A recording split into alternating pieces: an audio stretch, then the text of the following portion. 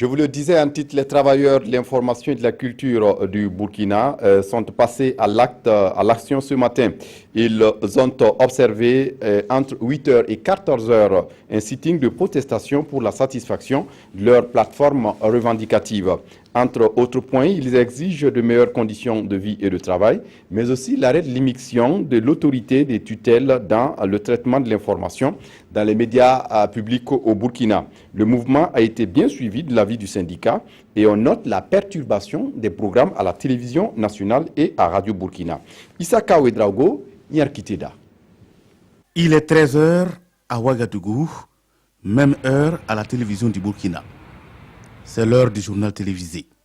Constat, pas d'équipe de réalisation, pas non plus de présentateurs au plateau resté sombre toute la journée. La radio nationale est également déserte. Aux éditions Sidouaya, là aussi, le constat est le même. Seuls des stagiaires occupent certains services. La raison, tous les personnels de ces médias sont dehors, munis de pancartes, avec leurs confrères du SIG, le service d'information du gouvernement, des directions de la communication et de la presse ministérielle. Ils sont ici devant le ministère de la Communication pour réclamer de meilleures conditions de vie et de travail.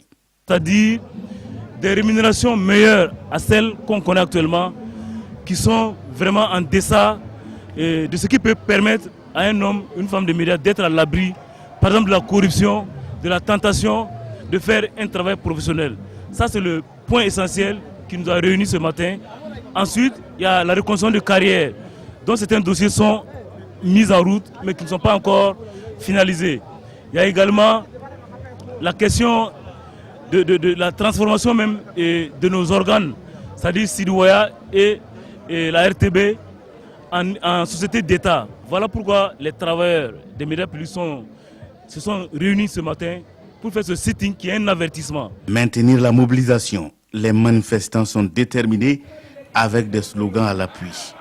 Un carton jaune en signe d'avertissement a été brandi contre le premier responsable du département à qui il demande d'examiner avec sérénité et diligence les différentes préoccupations. Au niveau, n'est-ce pas, de la gestion donc, du personnel, je pense qu'il y a des actions qui sont engagées au niveau du Sidouaya, au niveau de la RTB pour pouvoir régler définitivement cette affaire d'agents bloqués, des carrières bloquées depuis des années.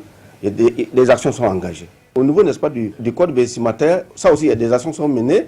Je pense qu'il y a même déjà un document qui est déjà produit qui va, n'est-ce pas, permettre, n'est-ce pas, à ce qu'on passe de ce qui était prévu à une augmentation substantielle, n'est-ce pas, y compris, n'est-ce pas, les indemnités d'astreinte. Tout y est dans le décret qui est proposé.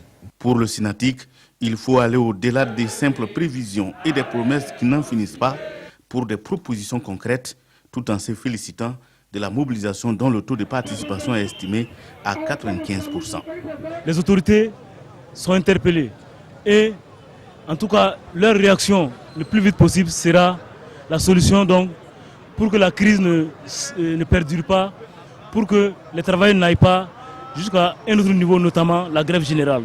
Le dialogue va se poursuivre selon le représentant du ministre de la Communication qui a indiqué qu'une étude est en vue pour analyser les tenants et les aboutissants du passage des différents médias publics en société d'État. En attendant, le Synatic sonne toujours la mobilisation et appelle ses militants pour une grève générale prévue pour le 7 septembre prochain sur toute l'étendue du territoire national.